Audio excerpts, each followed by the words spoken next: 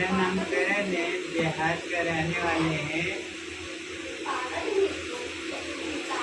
Mummy को था 1 महीना सीमेंटल था, वही से 29 तारीख को घर से गायब हो गया था। बाहर में रहते हैं नासिक में हमारे। 29 तारीख के बाद पता चला 4 तारीख को गोंदिया में, वही से हम लेने आए।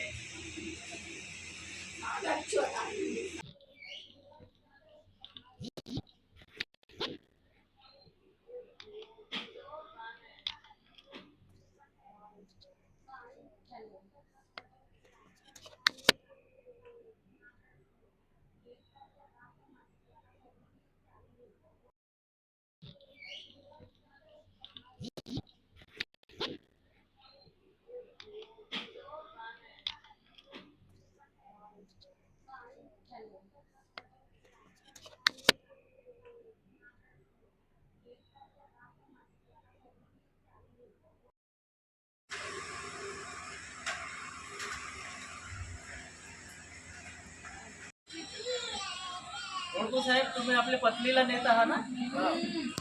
ठीक. चांगलं आहे. काळजी घेत आहे. दादा आले का नाही का? या पटले बाई मगाशी होत्या लोक पटसे पटसे.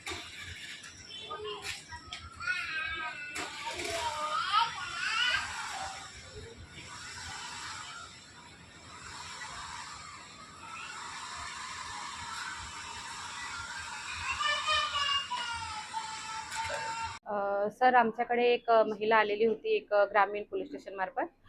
ती महिला गोंदियाच्या आजूबाजूच्या परिसरात भटकत असताना त्यांच्या पेट्रोलिंग दरम्यान मिळाली आणि तेव्हा पोलीसवाल्यांनी आपल्या रेस्क्यू करून तिला आमच्या वन स्टॉप सेंटरला ठेवण्यात आले होते. त्यानंतर ती आणि व्यवस्थित पत्ता काही सांगत नव्हती, नुसते येऊन इथं आरडाओरड आणि माझी कोणीच नाही हेच सांगायची.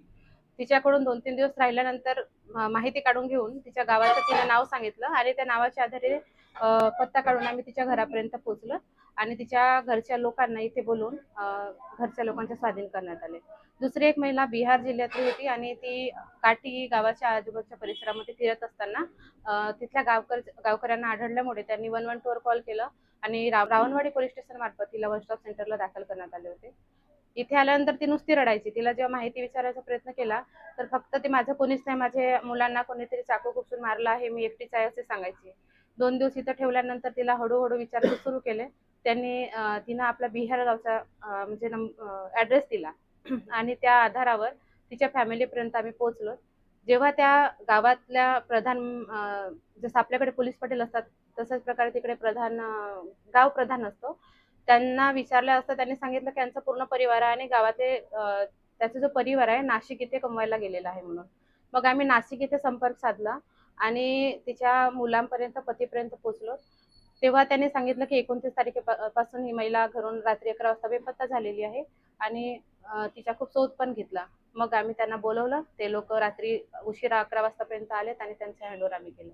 तर आमच्याकडे 24x7 सेवा कार्यरत असतात. तिथे सर्व कर्मचारी असतात आणि कोणत्याही वेळी कसल्याही पद्धतीची महिला आली असली तरी आम्ही इथे तिला सर्व सोयीसुविधा पुरवतो.